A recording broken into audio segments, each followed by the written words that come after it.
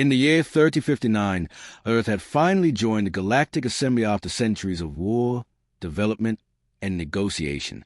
Among the thousands of species now in contact with humanity were the Varkari, an ancient, mysterious, and feared race of vampiric aliens who ruled an empire spanning 27 star systems. The Varkari were tall, pale-skinned beings with glowing red eyes and retractable fangs. Their society was steeped in tradition, power, and bloodlines, both literally and politically. Most humans feared them, and rightly so. Their history was filled with conquest and bloodshed. But something had changed in recent decades.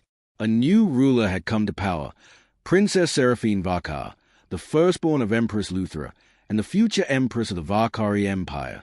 At a grand intergalactic summit held on the moon of New Terra, attended by leaders from across the galaxy, a young human translator named Elias Monroe was assigned to the Varkari delegation.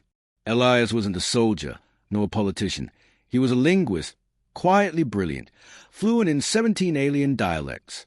To him, this was just another diplomatic mission. Until Princess Seraphine walked into the room. She was ethereal, dressed in black crystalline armor that shimmered like obsidian, her eyes scanning the crowd with ancient disdain.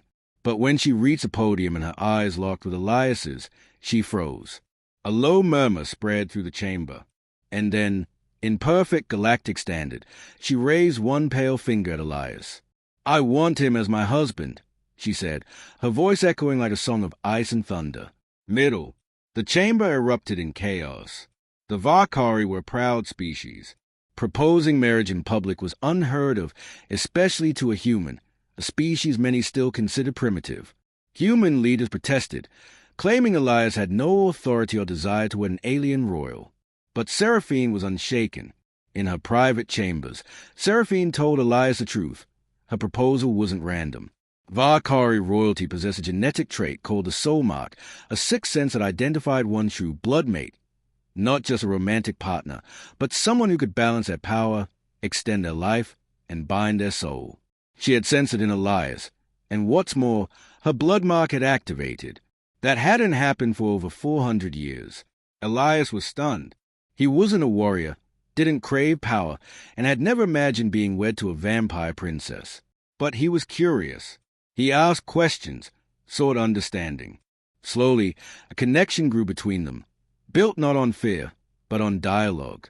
He discovered Seraphine's world, her burdens, her isolation. And she discovered his humor, intelligence, and humanity. However, not everyone was pleased. Back in the Varkari Empire, a faction of nobles saw this union as a disgrace. A coup began to form, led by Lord Malkar, Seraphine's cousin and rival for the throne. He believed marrying a human would dilute the bloodline and weaken the empire. His followers plotted to assassinate Elias before the bonding ceremony. Climax and ending. The attack came during a state visit to the Varkari homeworld, Valkyries Prime. Elias was being prepared for the ancient bonding ritual, an elaborate event involving psychic fusion, blood-sharing, and ancestral blessings. It was both ceremony and magic.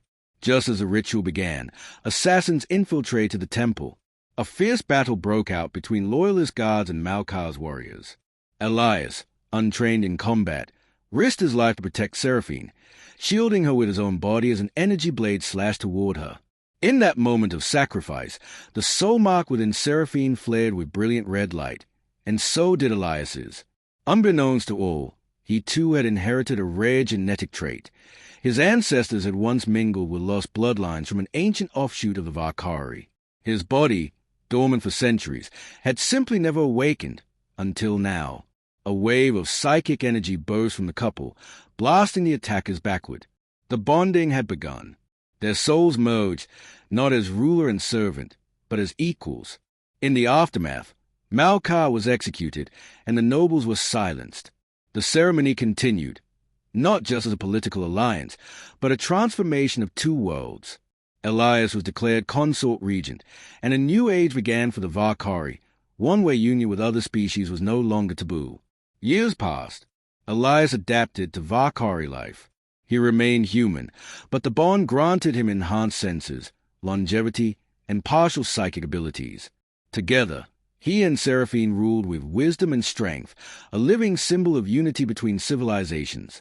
And every time someone asked why she chose a human, Seraphine would smile, her fangs barely showing, and say, "Because I saw what no one else did. He wasn't just human. He was mine,